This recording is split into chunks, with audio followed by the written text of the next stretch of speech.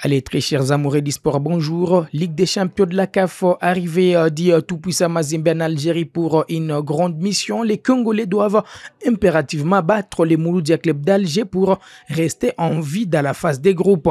Championnat d'Afrique des Nations, les Léopards de la RDC sont avertis. La Confédération africaine de football a placé la barre très haut pour la cagnotte du vainqueur.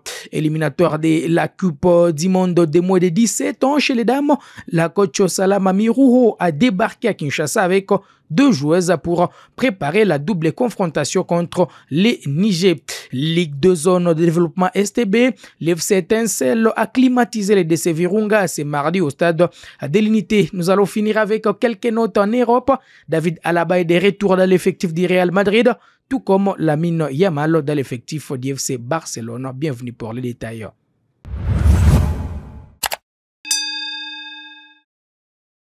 Allez, ouvrons par la Ligue des champions de la CAF. Tant mieux pour sortir la tête haute comme un géant du football sur les continents africains que de quitter la Ligue des champions comme un petit poussin. C'est ce que le TP Mazembe devra en tout cas faire pour ces deux derniers matchs restants de la phase des groupes de cette compétition continentale. Les Congolais ont atterri en Algérie ce mardi 7 janvier après une nuit passée à Dubaï en provenance de la Tanzanie. Il a fallu 6h45 au Corbeau pour atterrir en Algérie à 12h45 heure locale afin de préparer les prochains matchs de la 5e journée de la phase des groupes contre les Mouloudia Club d'Alger, prévu le 10 janvier prochain. Depuis le début de cette phase des groupes, le TP Mazembe court toujours derrière sa première victoire après avoir réalisé 2 matchs nuls et 2 défaites. Depuis en tout cas le début de cette compétition pour Mazembe, ça sera 2 points. En tout cas, le TP Mazembe devra donc impérativement battre les Mouloudia Club d'Alger en déplacement et Al Hilal du Soudan à domicile le 18 janvier pour espérer une qualification, tout en suivant de près les résultats des Young Africans et les Mouloudia Club d'Alger, Al Hilal étant déjà qualifié. Voici les classements partiels avant la 5e journée. Al Hilal de Flora Ibenge est déjà qualifié avec 10 points. Les Mouloudia Club d'Alger occupent la 2e position avec 5 points. Young African 3e avec 4 points. Et puis les TP Mazembe, bon dernier avec 2 points.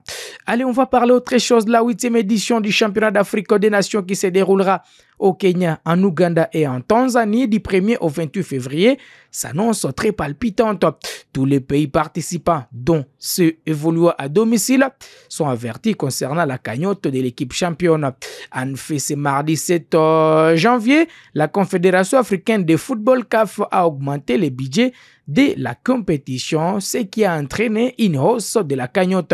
Contrairement à la dernière édition en Algérie où le Sénégal, le vainqueur de la compétition, avait remporté 2 millions de dollars pour cette nouvelle édition, les champions toucheront 3,5 millions de dollars. Le tirage au sort pour la phase finale est prévu le 15 janvier prochain et la République démocratique du Congo, qui a également validé son ticket, est concernée par cet événement. Bonne chance pour les Léopards de la RDC. On va parler des Léopards cette fois chez les dames de moins de 17 ans. Entraîneuse du DC Espoir, un club évoluant au sein du championnat local de football de Goma après un parcours l'année écoulée au sein du DC Virunga. La sélectionnaire nationale adjointe de Léopards dames de moins de 17 ans, Salama Miruho, s'est envolée pour la capitale congolaise dans la soirée de ce mardi 7 janvier. Elle s'est fait accompagner des 2 joueuses du FCF Bourimana présélectionnées pour l'équipe nationale de cette catégorie. Il s'agit d'Annie Bouchi-Jidit et Kibansha Mbaraza Lyon, qui sont attendus à Kinshasa pour les rassemblements débutant ce mercredi 8 janvier 2024. Selon nos sources, ces premiers groupes seraient rejoints par un deuxième contingent les jeudis en raison des traditionnels problèmes de flux aériens. Sur place à Kinshasa, les dames vont préparer les éliminatoires de la Coupe du Monde de moins de 17 ans contre le Niger le dimanche 12 janvier à domicile, avant les matchs retour en déplacement prévus pour le 19 janvier prochain. En cas de qualification, les Léopards dames affronteront les vainqueurs du match entre les Congo-Brazzaville Brésil et le Bénin. La troisième et la dernière étape de ces éliminatoires se déroulera en avril 2025. Les équipes qui se distingueront se qualifieront pour la phase finale qui aura lieu au Maroc du 17 octobre au 8 novembre 2025. Précisons qu'il s'agit de la première fois que la phase finale de la Coupe du Monde des moins de 17 ans se tiendra sur les continents africains. Dans la ville de Goma pour les comptes de la 12e journée de la 2e division du championnat national de la RDC.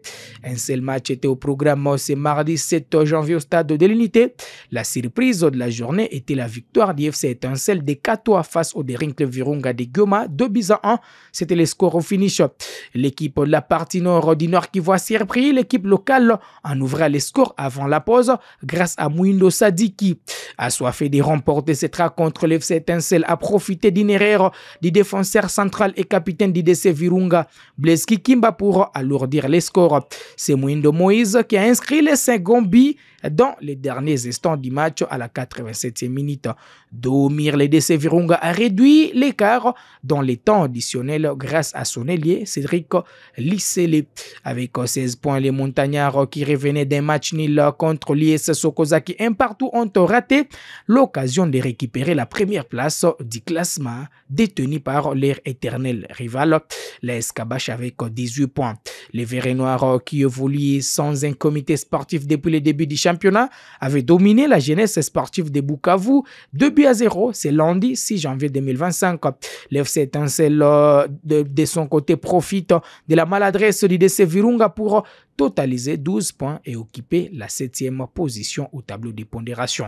En Europe, David Alaba est de retour chez les Merengues.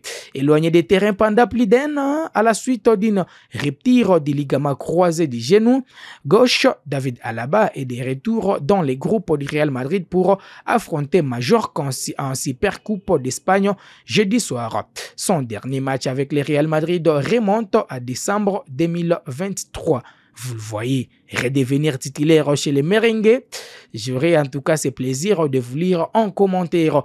Allez, Lamine Yamal est de retour aussi à l'entraînement et prêt pour les chocs contre l'Atlético Bilbao. C'est en Supercoupe d'Espagne. Un match qui est prévu, c'est un mercredi. Allez, transfert Luis Felipe Ramos à l'OM.